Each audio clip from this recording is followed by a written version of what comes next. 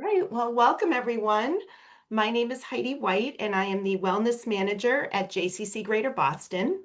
Thank you for joining us for today's discussion on matters of memory, normal aging, or cognitive decline with Sally Duplantier.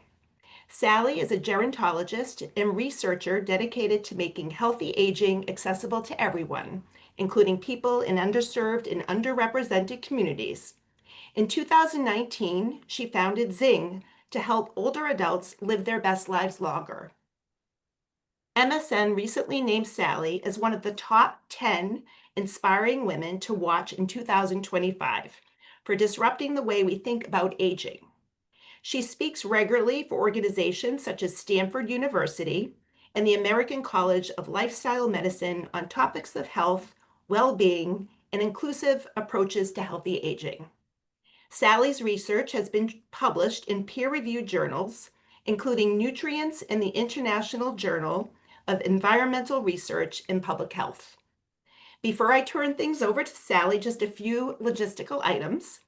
This is a webinar style meeting, so we can't see or hear you. And we will be using the Q&A feature, not the chat feature, to respond to some questions that Sally will have throughout the presentation, and then you'll be able to type your questions as well at the end of the presentation. And with that, Sally, I'm going to turn things over to you. Well, thank you. Thank you, Heidi, for that lovely introduction.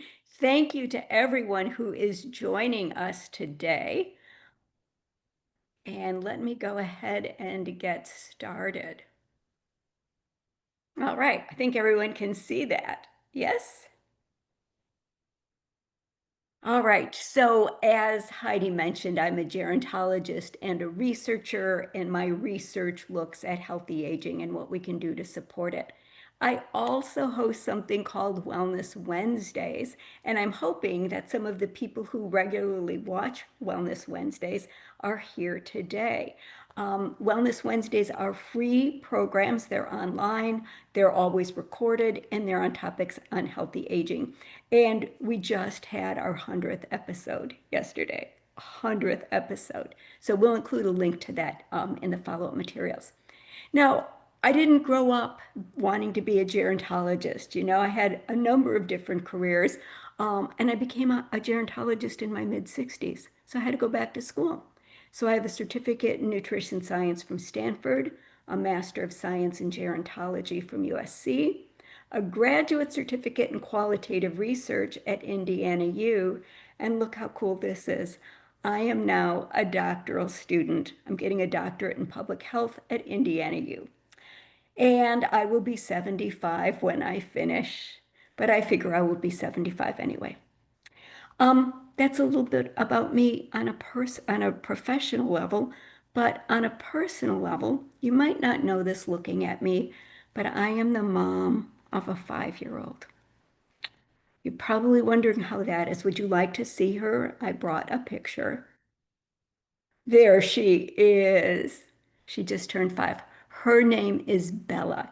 She's here with us today. She's sleeping now. If the FedEx guy comes, anything could happen. So here's what we're going to talk about, and we'll be in discussion. This is pretty interactive for about 50 minutes, and then we'll save the last 10 for Q&A. We'll look at how does normal aging affect cognition, and what is abnormal cognitive decline. And we're mostly going to focus on how can I detect early warning signs of cognitive decline, and then if I suspect a problem, what action can I take? So my sources of information are varied. So some of it is the Alzheimer's Association 10 early warning signs, which you may have seen.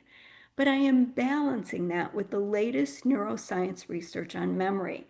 And in particular, I'm going to be drawing from 2 books. Not only did I read these books, but I had the privilege of interviewing the authors, Daniel Schachter's The 7 Sins of Memory, and a book called Remember by Lisa Genova.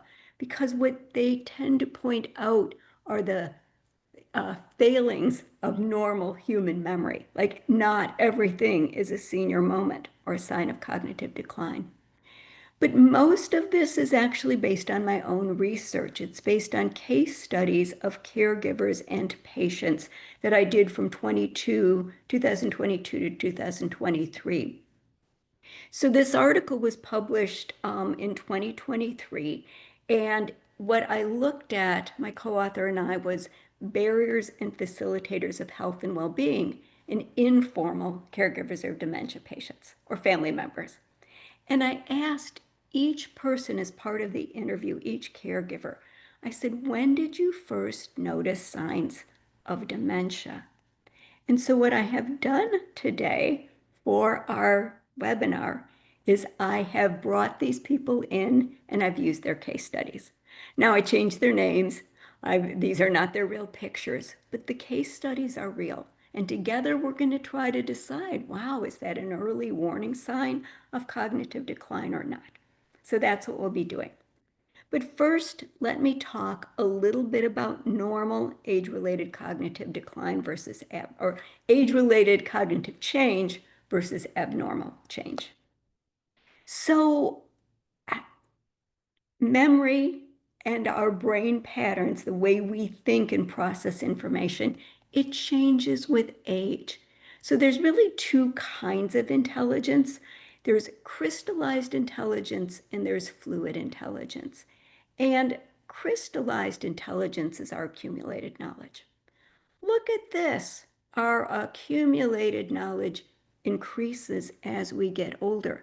You know, not everything is doom and gloom. And that kind of makes sense, doesn't it? Because as we get older, we simply know more. We've been in the world longer. Now, fluid intelligence is the one that tends to decline with age, and it's how we solve newly encountered problems. I want to let you know, though, that this decline begins probably in our 30s. It doesn't begin in our 60s. So there is some decline in how we solve newly encountered problems along the continuum of aging.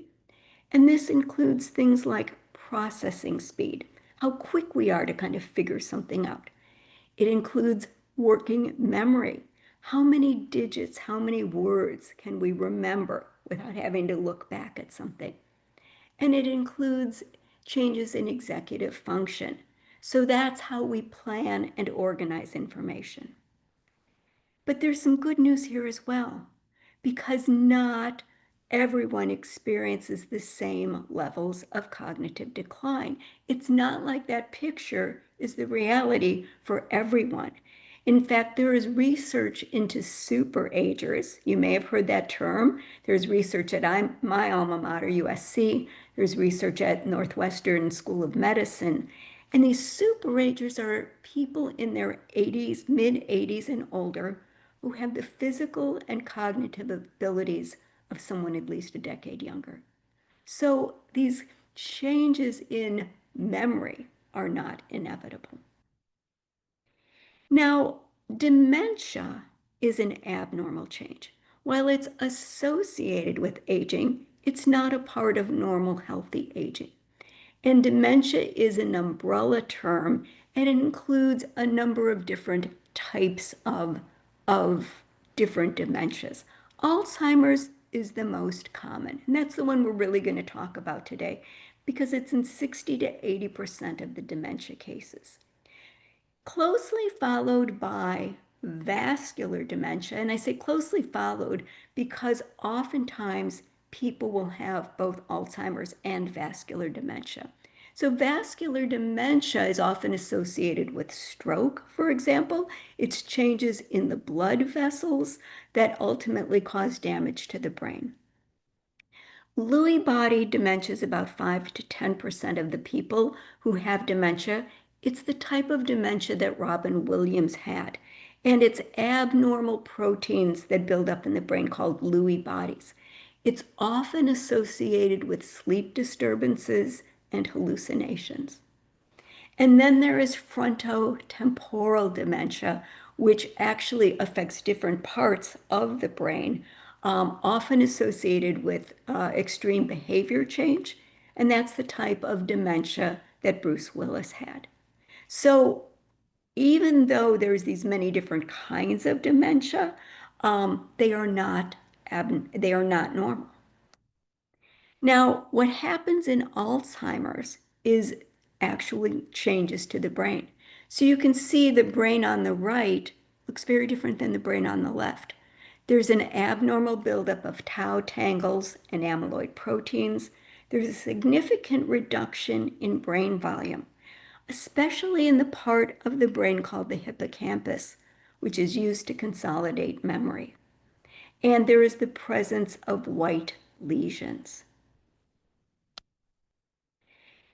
Alzheimer's is also a disease of stages. You may have heard of mild cognitive impairment, for example. So you can see fMRI imaging of the brain actually shows physiological changes to the brain.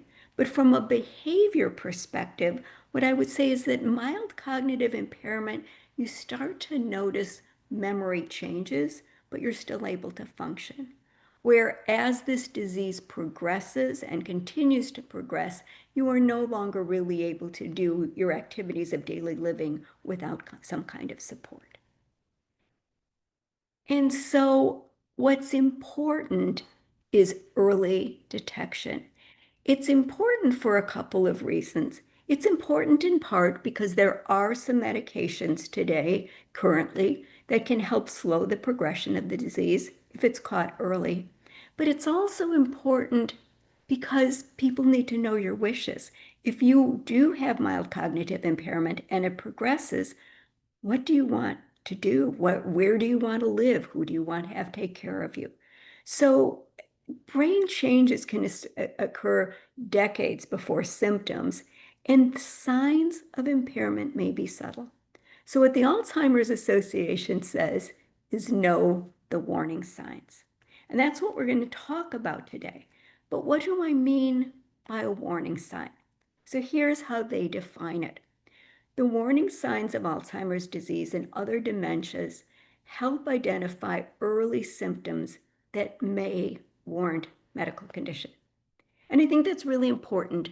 If you see in these case studies something that looks familiar and you're like, oh my gosh, that sounds like me, it doesn't mean you have mild cognitive impairment. It doesn't mean you're on the road to Alzheimer's disease. It means pay attention. It means maybe if it starts to happen frequently, you should seek some medical attention. So, with that in mind, let's begin our case study. And Heidi, I'm going to have you come off mute because I need you to help play along here. Sure. So the way this is designed is you can pick anyone. I'll share a case study, and then I think we'll ask people to type into the Q&A an answer. All right, so who would you like to pick? I pick Gloria. Gloria. I will tell you Gloria is the trickiest one. It's the hardest one. Do you still want Gloria? Sure. You got Gloria. Okay. All right. So Gloria, I'm going to call this one forgot a common word. Gloria and her husband are cleaning up the kitchen when she asks him to put the things in what is that thing called? So first of all, Heidi, what word is she looking for? Oh boy. Do you know what she might be looking for? I don't. Help me clean up the kitchen. I need you to put the things in the Dishwasher. dishwasher. Gloria forgot the word dishwasher. Was that right? Good. Yeah, it is dishwasher. Okay. So here is my question to the group. Do you think this is an early warning sign? She forgot the word dishwasher. So let's go to the Q&A. We're going to use the Q&A in a little non-routine way and just type yes or no.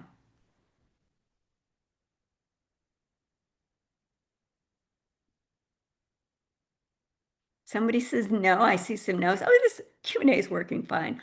Lots of people said no. I'm looking here. Wow. Okay, everybody said no. Got one You know yes. what? Somebody said yes? I think we got one yes. Okay. Yes. This is the most, this one I think is really nuanced. I'm calling it maybe, but I have a confession. This was me 12 years ago. About 12 years ago, we're cleaning up the kitchen and I forget the word dishwasher. it terrified me. It just terrified me. So the reason I said it maybe it's because it's about me, but a little bit of it depends on how frequently it happens. I can tell you I have never forgotten this word again. So let's talk about what's normal and what's an early warning sign. So as we age, it's normal, trouble finding the right word, occasionally forgetting a common word. You're like, oh, yeah, I know that word, but I just can't quite remember it. That's normal. But what's not normal is forgetting the name of everyday objects and calling a watch something like a hand clock. So this one, like I said, this is the most confusing one because it's nuanced. I mean, she really did forget a common word. But if you start noticing, like you're looking at your watch, and it's like, what is that? Or I'm looking at like my cup of water, like what is that? What's that word? That can be very concerning.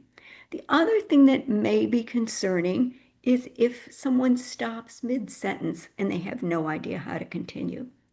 Now, this is a little different, though, than losing your train of thought. So I think we've all done that. Have you ever done that, Heidi, where you start a Oh, story and you're like, you're off on another tangent, and then you're like, wait, what was my point? Have you ever done all the time. yeah, Well, me not. that's normal. I think that's because instead of taking a direct route, we take these side paths. But just like in the middle of a sentence, having no idea what you were talking about, like it's a little bit different. It's a little bit nuanced. Now, I'm being very candid here. Every once in a while, I notice that I'm in the middle of a sentence and I'm not quite sure what that word is. I find myself over here forgetting, but I continue anyway. So the other day I was talking about somebody who was going to be discharged from the hospital, but I said dismissed. I knew it wasn't the right word, but I also knew that just stopping mid-sentence wasn't the best thing. So this is something to kind of pay attention to. Of all of these warning signs, the nine of them, this one concerns me a little bit. I pay attention to this. All right, Miss Heidi, who do you want to pick next? Let's try Trevor. All right, let's look at Trevor here. So Trevor is a former tax accountant. He retired about 5 years ago, but still uses his computer. His daughter recently saw him staring blankly at an Excel spreadsheet. When she asked him what was wrong, he said, "What is this?" All right. What do you think? Go to the Q&A.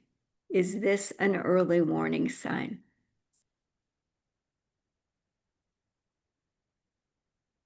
Someone said yes. I'm getting some yeses. A lot of yeses. Lots and lots of yeses. Mostly yeses. All right, this one is more clear cut. And I would say yes. This one is, and this was again a real case study based on my research.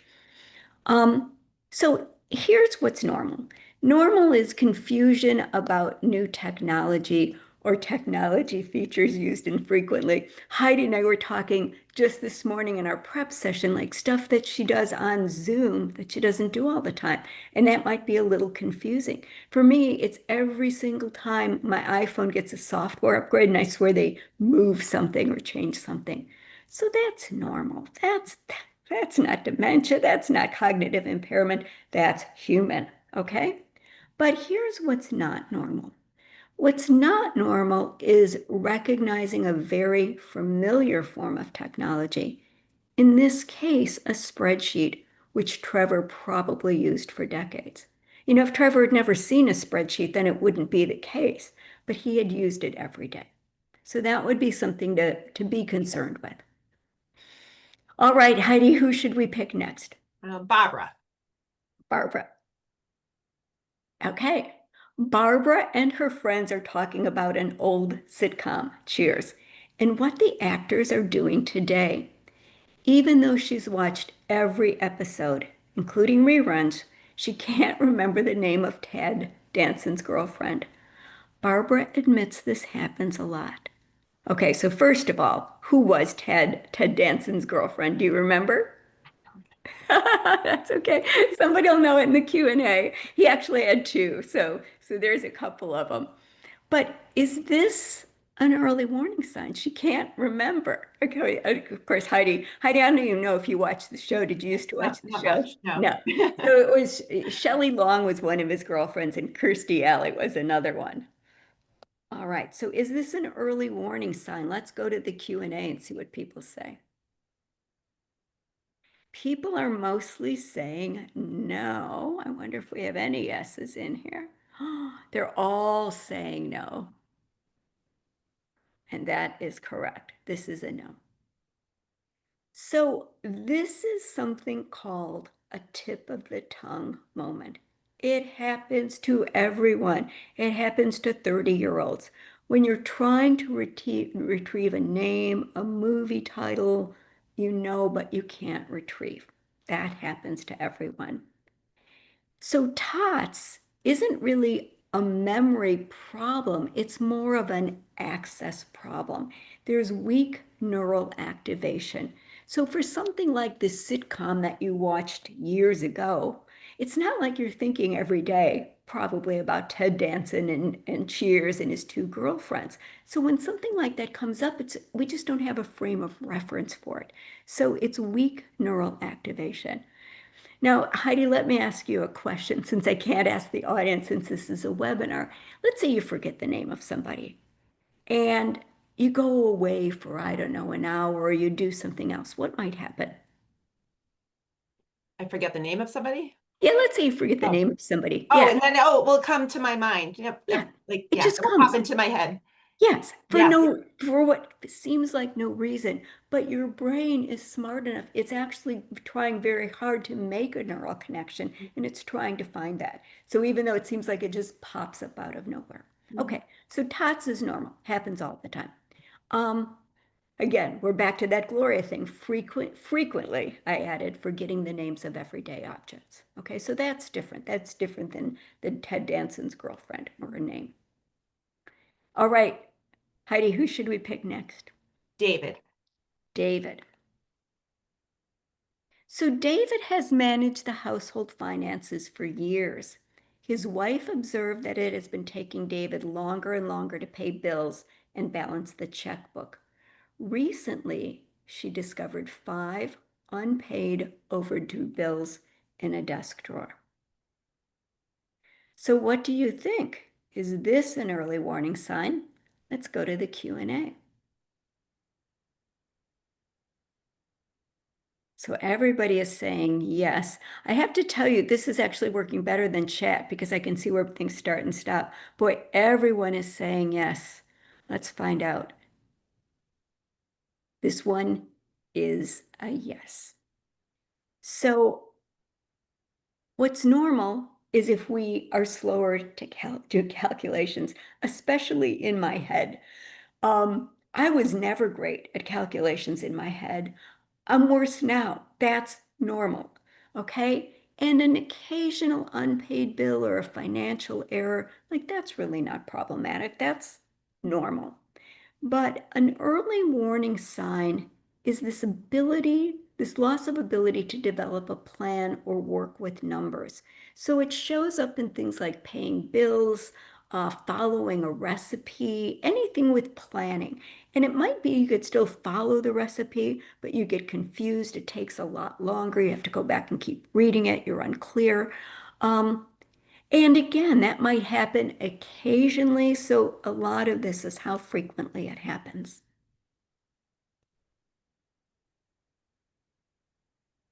All right, who's next? Nina. Nina. Love Nina. So Nina has always taken great pride in her appearance. Lately, her daughter had noticed a significant shift in her grooming. One day it's blush all over her mom's face. Next, her jeans are on backwards. How about this one? Early warning sign. Let's go to the Q&A.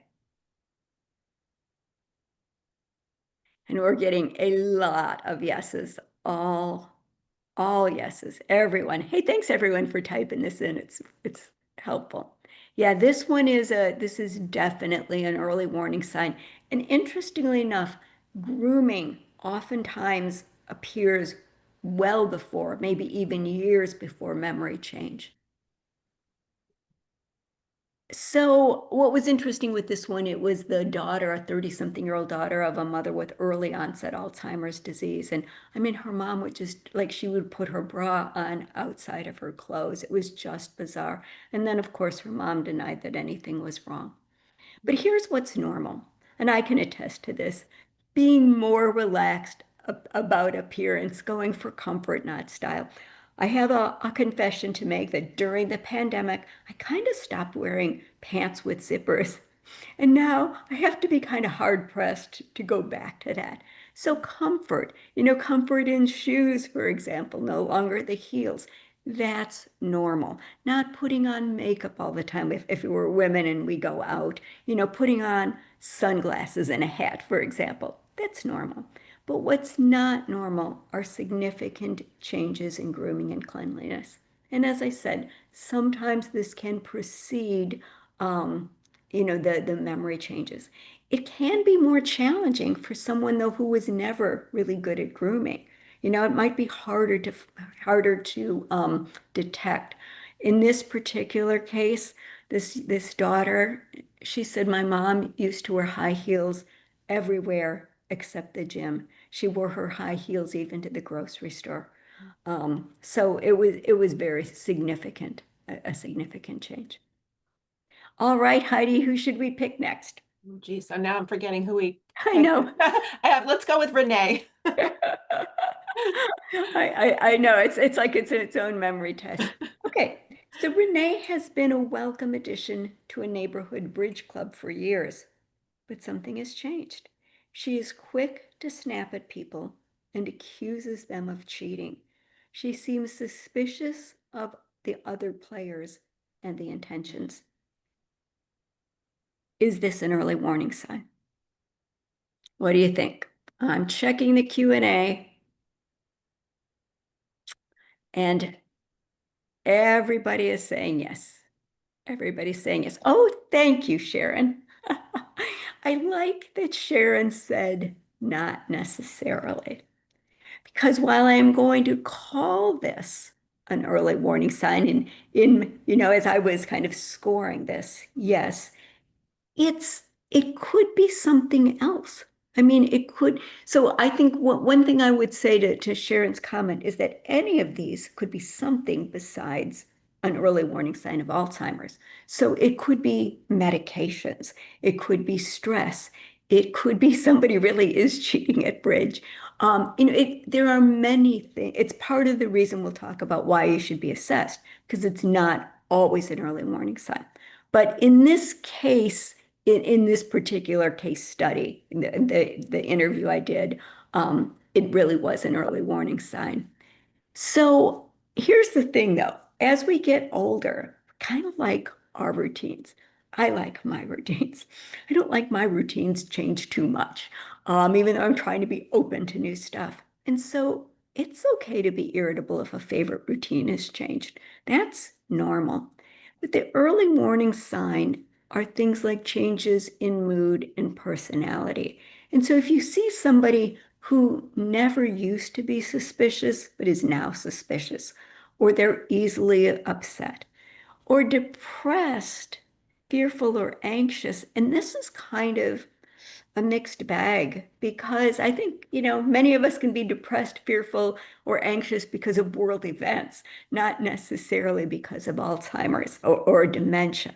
But I think a key here is really this change. And in this case, there was a change. Now, I shared this recently at a senior living facility, and this woman came up to me afterwards and she said her husband is just kind of always like this. So if her husband's kind of always like this, then it may be harder to detect. All right.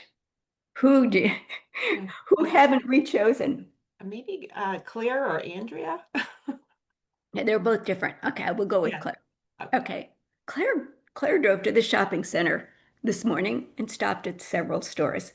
Then she met some friends for lunch. After lunch, She realizes she has no idea where she parked the car. None whatsoever.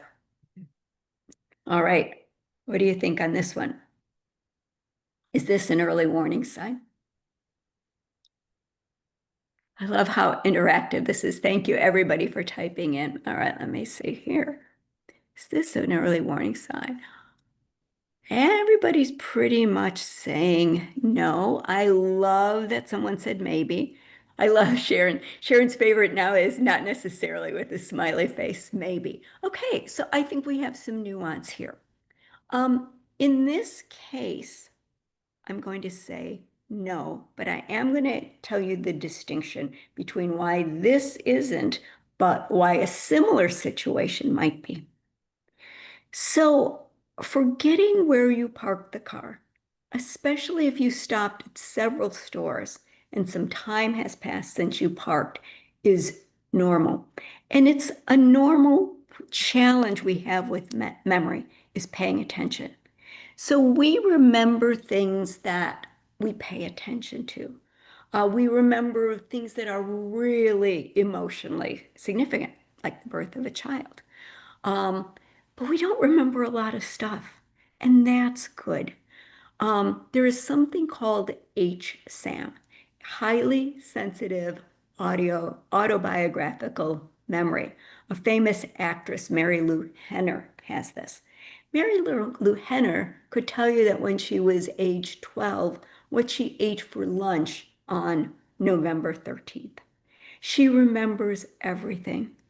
And people with HSAM will tell you that it's no picnic to remember everything. So human memory is not designed to remember everything. And if we're not pay attention to where we park the car, we might forget it. What do you guys do? Go ahead and type in the Q&A. What do you do to remember where you parked the car? Especially if you're like airport or something like that. What do you do?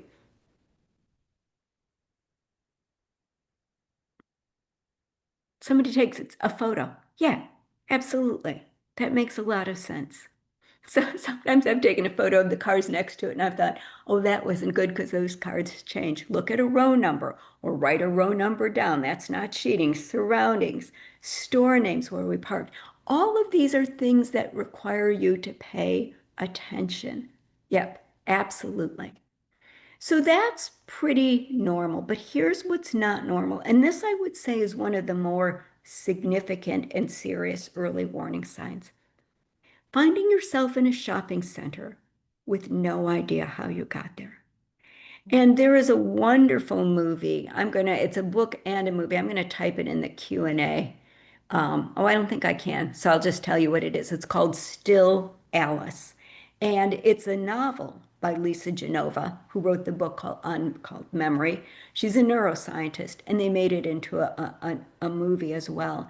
And in the movie, Julianne Moore is a Harvard professor. She goes out on her daily run that she's done probably 100 times or more. And she gets to kind of the turnaround point and she just doesn't even know where she is.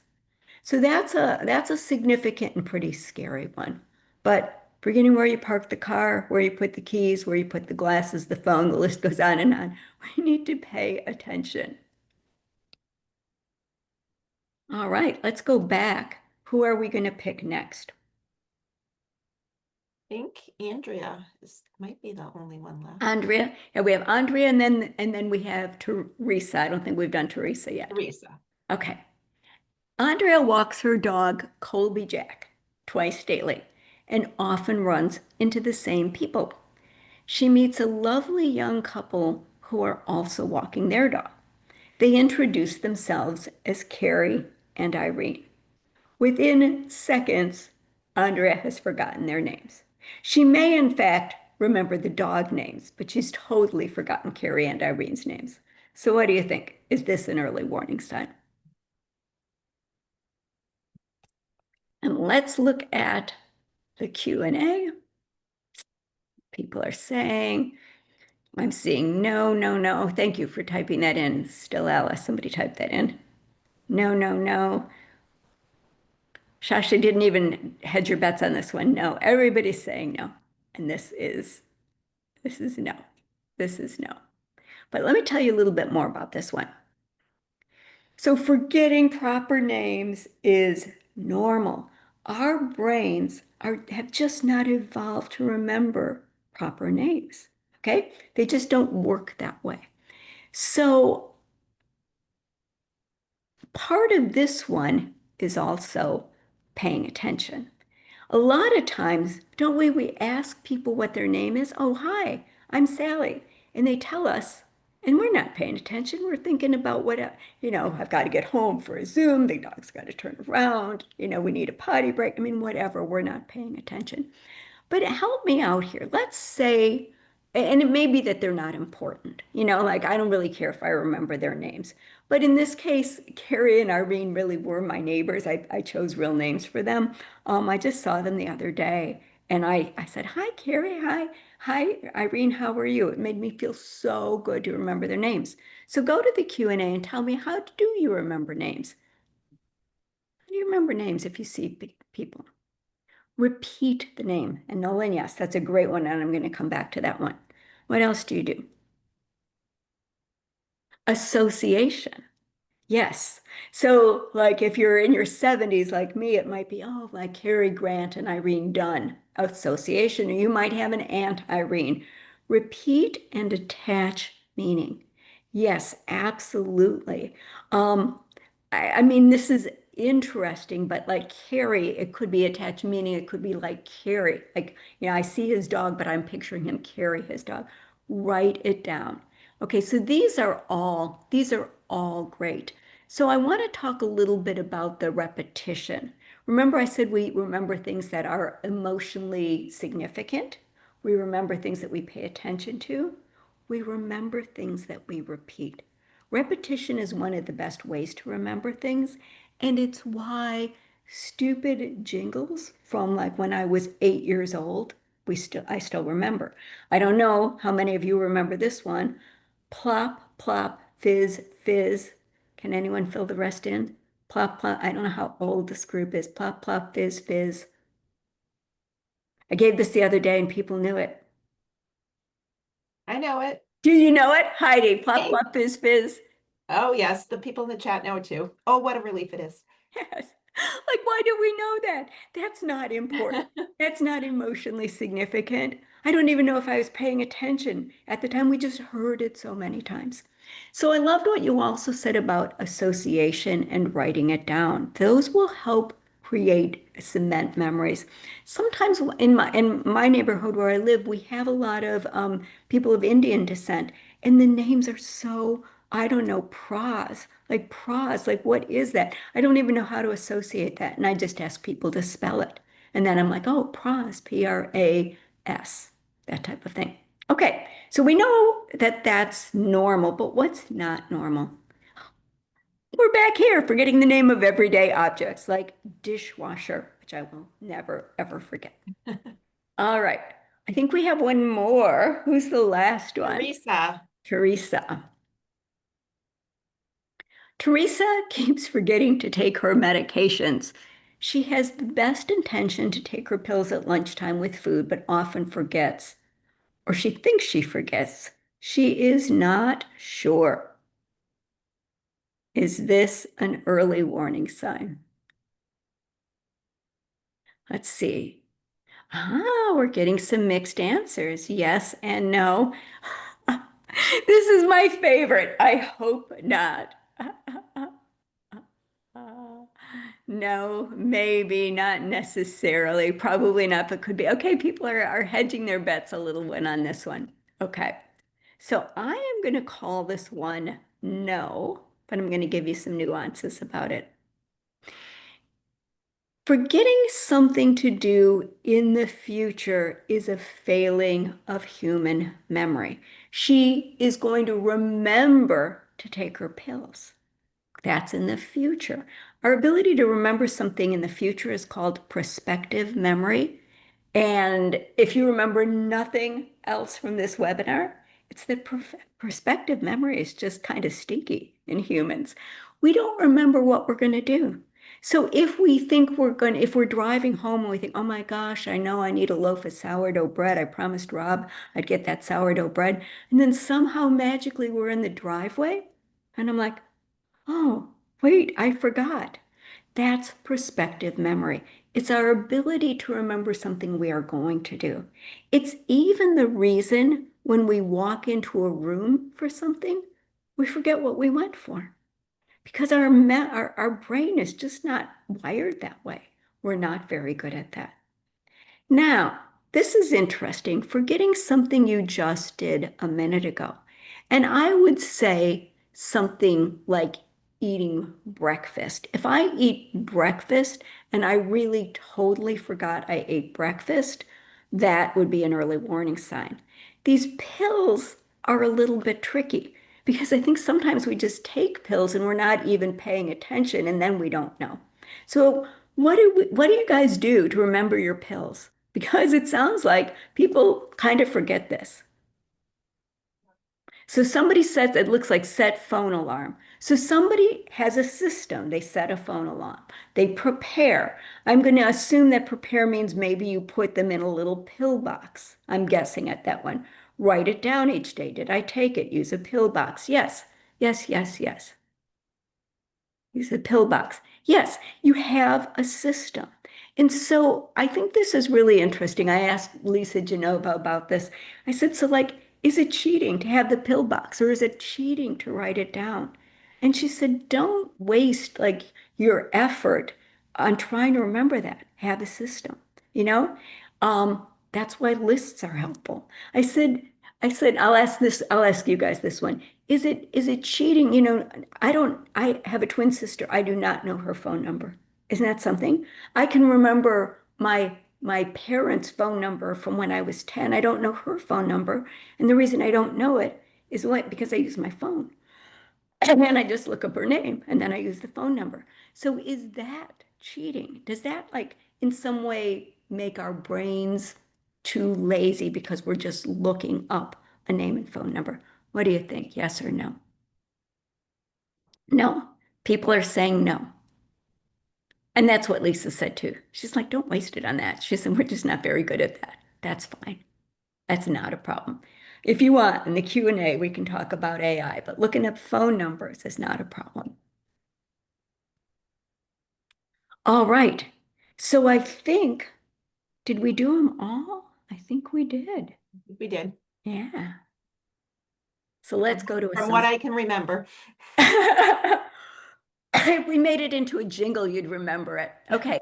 So here are the early warning signs. And by the way, we have this as a handout for you along with some references that I'm going to be sharing. So Heidi will be sending this out at the end.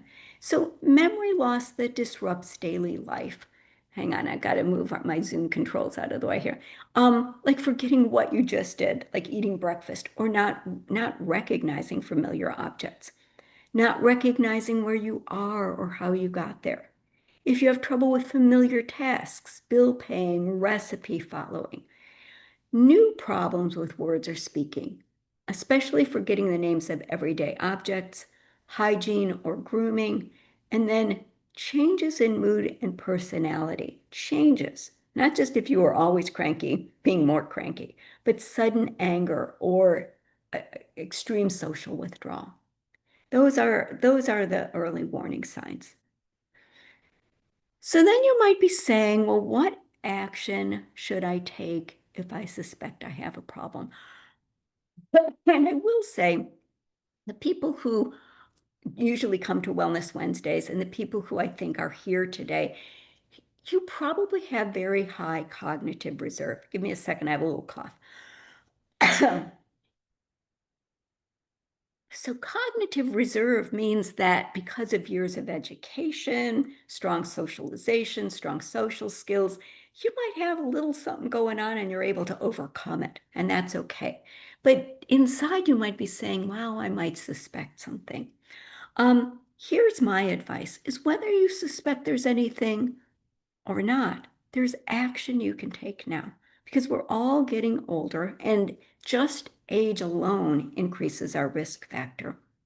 So one thing you could do right now is to start a conversation. Talk with a trusted friend or a family member and just say, hey, you know what? I'll say Joan, because Joan is a really good friend of mine. If you start, and she knows me well, she sees me on a daily, not a daily, weekly basis.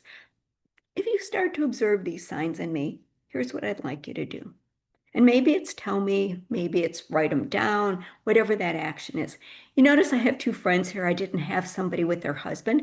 I do not want my husband going, hey, Sally, oh, hey, Sally, I noticed this, I noticed that. I don't want that. The reason I mention this to start a conversation is that if you observe something in a loved one, in a mom, a dad, a husband, it's a lot harder for you to point it out. If somebody kind of gives you permission to that, like, hey, this might, if you see something going on, tell me, it's going to be a lot easier. So think about that one. The other thing you can do is join a study. So this is a study that they're still taking enrollment. This is through the University of Southern California. It's called the APT Web Study. And basically what they do is I think every 6 months, it might be annual, they give you a cognitive assessment. It's online. It's checking things like recall, processing speed, matching, things like that. And what's valuable is, first of all, you are contributing to scientific research, but you can also kind of assess changes on your own. You can see what might have changed. Um, and then the third one is you can get an assessment.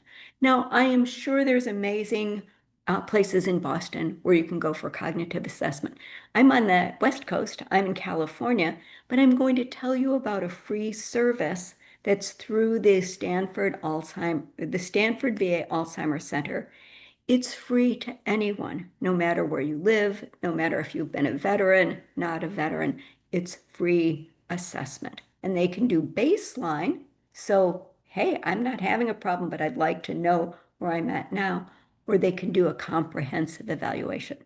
Some people are here locally near Stanford. They can go in person, but you can also go virtually.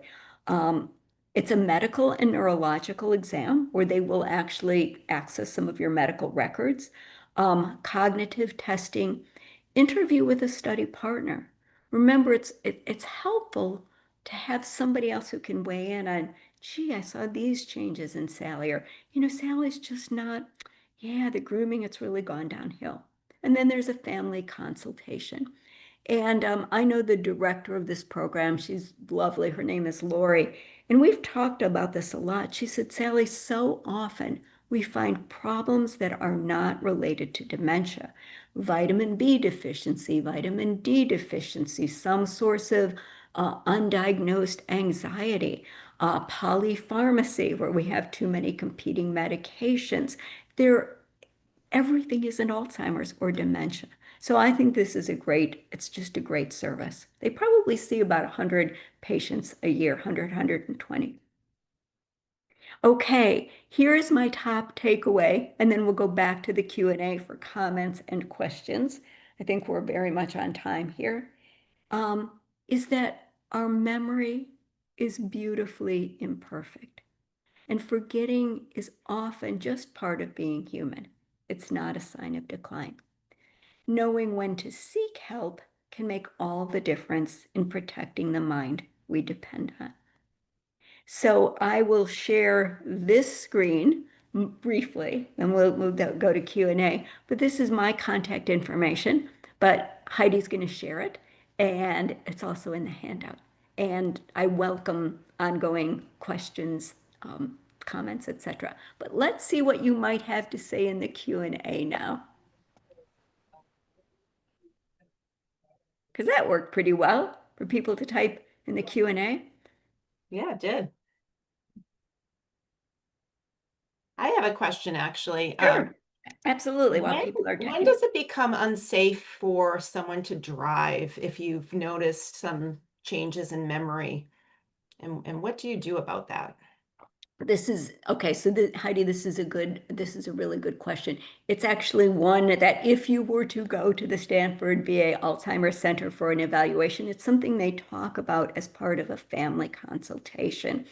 Um, I don't know that there is a hard and fast rule, but clearly, if you find yourself in a place where you don't know where you are, if there's any danger to you being lost or not knowing where you are, that would be a problem. I think we should probably take keys away sooner versus later, quite honestly, but it is such a sign of independence, and typically people who are experiencing cognitive decline don't want to admit it. So it is a Yeah. challenging one. Yeah. It's a Thank challenging you. one. Okay. Good questions. Okay. I'm just laughing at Sharon's. Is personality change from ornery to nice also a warning sign? I will tell you no. I will tell you there's something there's like the big five personality test. There's like five traits associated with personality, and that the trait associated, and it's not the word nice, the word escapes me, but as we get older, we oftentimes tend to be more easygoing. And it's a known shift in personality, and it doesn't have anything to do with cognitive decline. So I think that's great. I will say, Heidi, I love this audience. These questions are great. Okay. Uh, Aaron said, what advice do you have for someone approaching this as a child with aging parents? How to talk with a parent facing possible signs of decline? I think this is an excellent question, Aaron, and one we should all be asking. Um, the Alzheimer's Association, if you go on their website, they actually have a planning document to help you talk about that with your loved one. There's also something called a plan to age. And I'm making a note right now, I'm going to send Heidi a list or a link to this. This is an outstanding resource. And this resource, it's a nonprofit. I know the founder, and it's not just about memory decline, but it's about all the things. Like, what if your mom breaks a hip? What if dad can't drive? What if all these things happen? And it's really just about that. It's a plan to age. Talking about it sooner versus later is the best.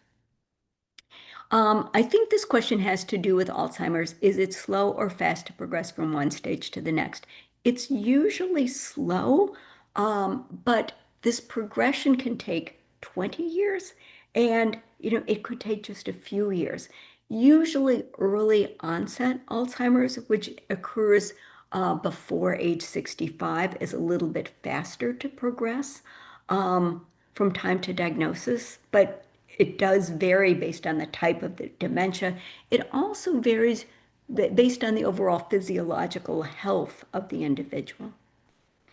Has Alzheimer's become a catch-all phrase for cognitive impairment? I thought it could only be diagnosed after death. So Susan brings up a really good point. I do think people associate Alzheimer's with any kind of cognitive decline. And I try to use the word dementia as that umbrella, with Alzheimer's being one form.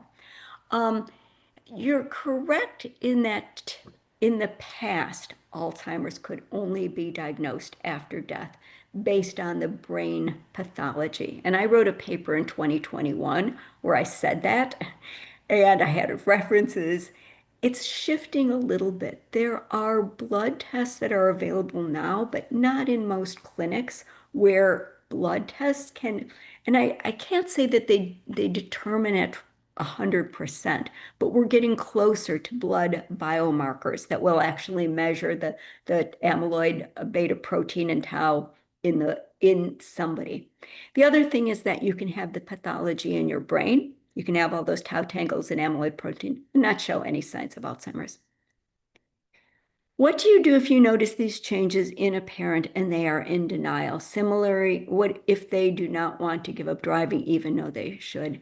I think you need some outside professional help here. This is so challenging. I wish I had an easy answer. I would say that remember someday you are going to be that parent and you're going to have kids who are asking the same thing. What can you do for them? Um, yeah, it is a tough one. Is forgetting to turn off the stove a bad sign? Nolan, you're cracking me up because I do this every once in a while. This is why I do not want my husband to like I do it every once in a while.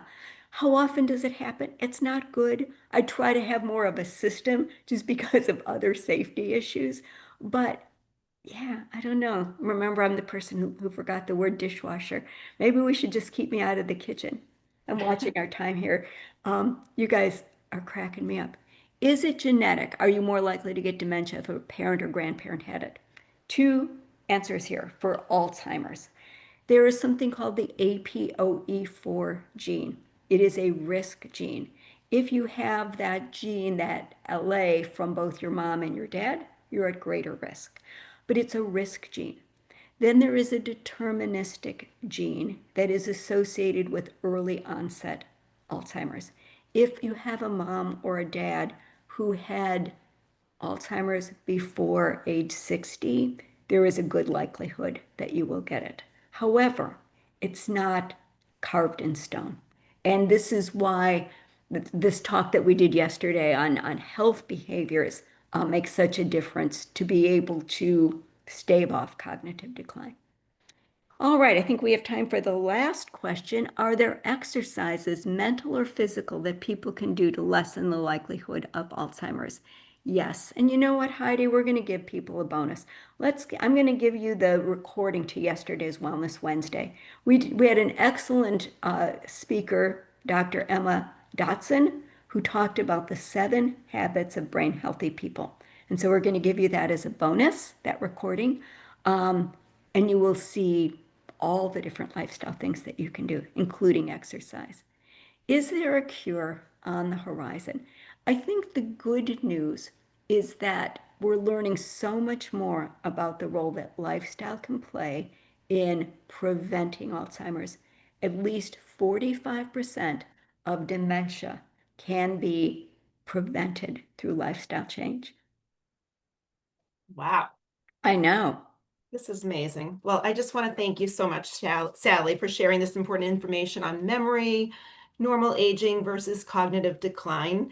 And if you would like to hear this presentation again or know someone who might benefit, we will be posting the recording on the JCC Greater Boston website, our Wellness Speaker Series page. And also, as Sally mentioned, we will be sending you a handout summarizing today's talk, including some helpful resources, Sally's website and contact information, as well as the recording link to yesterday's webinar, Sally, right? Yeah, Yeah. yeah, and I'm also going to send a plan to age because I think it's really important. Fantastic. Well, This thank you was so this much. was so fun. So Thanks everybody helpful. for Thank you. participating. Have a great day.